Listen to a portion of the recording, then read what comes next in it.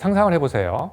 아주 비싸고 섬세한 그림 위에 끈적끈적한 테이프가 붙어 있는데 이 테이프를 무심코 잡아당기면 어떻게 될까요? 이 그림이 찢어지고 물감들이 떨어져 나가겠죠. 이게 바로 유리체 견인에 의한 망막 열공과 망막 박리의 원인입니다. 실명으로 이어질 수 있는 아주 무서운 합병증이죠.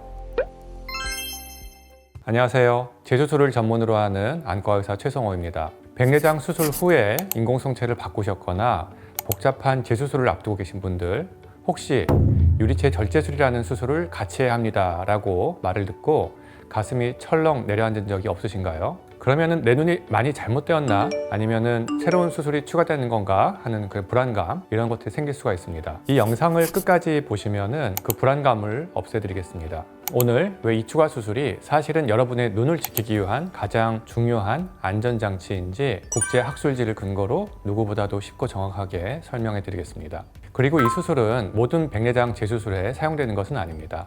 언제 필요한지 알려드리겠습니다.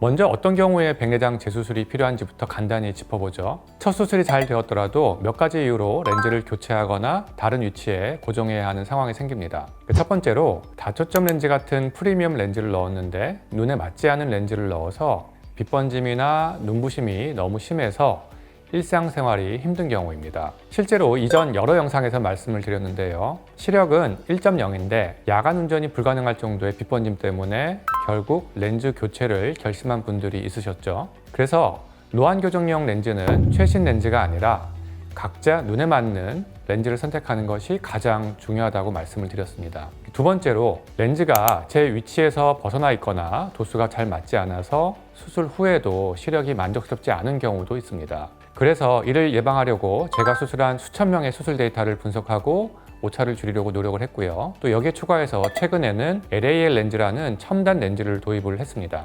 마지막으로 가장 복잡한 경우인데요. 외상이나 이전 수술의 합병증으로 렌즈를 지지해줄 구조물인 수정체 낭이 아예 없어서 눈의 벽인 공막에 렌즈를 이렇게 직접 고정을 해야 되는 공막 고정술이 필요한 경우입니다. 바로 이 재수술들에서 유리체라는 숨은 복병이 등장합니다. 많은 분들이 유리체를 그냥 눈 속에 물 정도로 생각을 하시는데요.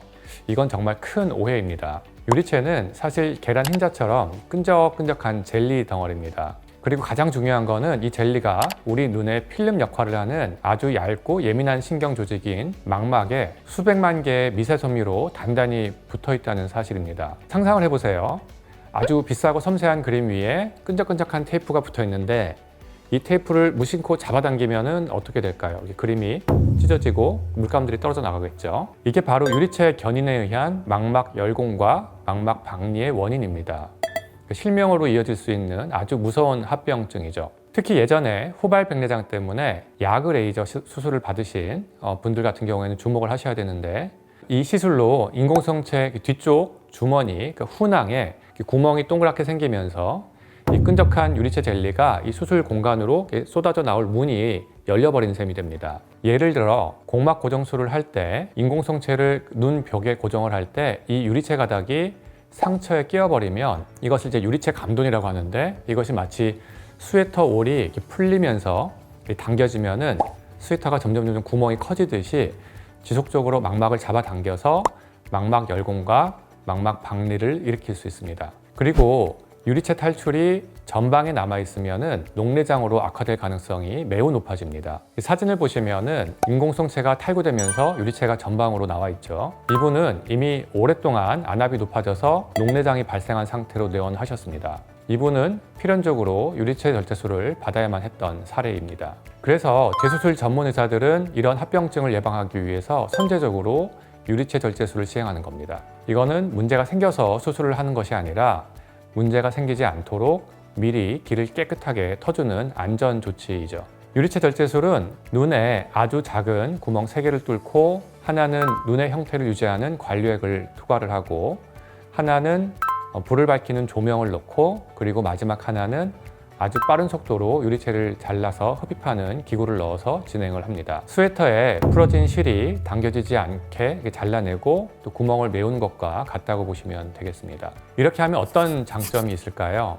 첫 번째로 의사는 아무런 방해 없이 깨끗하고 안전한 공간에서 렌즈를 정교하게 다룰 수 있습니다. 두 번째로 망막을 잡아당기는 물리적인 힘을 근본적으로 이제 없애버리는 것이죠. 그리고 세 번째는 유리체가 쏟아져 나오거나 상처에 끼는 위험을 원천적으로 차단을 하기 때문에 훨씬 더 안전한 상황을 만들 수가 있게 되는 것이죠. 여기서 이런 질문을 하실 수 있습니다. 그래도 수술 하나 더 하는 건데 더 위험한 거 아닌가요? 그렇게 말씀하실 수 있는데 아주 좋은 질문이고요. 솔직하게 답변해 드리겠습니다. 유리체 절제술 자체에도 아주 드물게 감염이나 일시적인 저한압 같은 위험이 있습니다. 하지만 통계를 보면은 수술 후 심각한 감염, 즉 안내염이라고 하는데 이것이 발생할 확률은 약 0.05%, 즉 2,000명 중에 1명꼴로 매우 낮습니다. 이제 저울에 올려놓고 비교를 해본다 생각을 해보죠. 한쪽은 유리체를 그대로 두고 수술을 하다가 아예 예측 불가능하게 망막이 찢어질 수 있는 크고 통제 불가능한 위험이 있고요.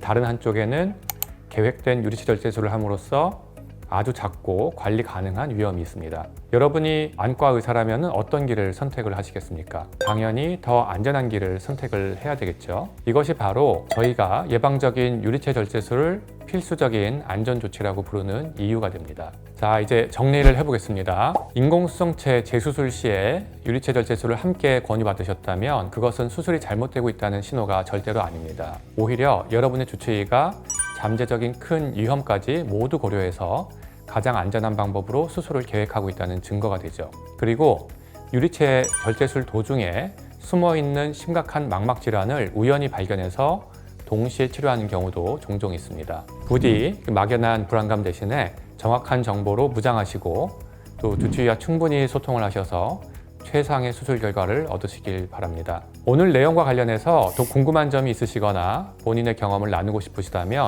아래 댓글에 남겨주십시오. 제가 직접 확인하고 답변해 드리겠습니다. 영상이 도움이 되셨다면 좋아요와 구독 잊지 마시고요. 지금까지 재수술 전문 안과 의사 최성호였습니다. 감사합니다.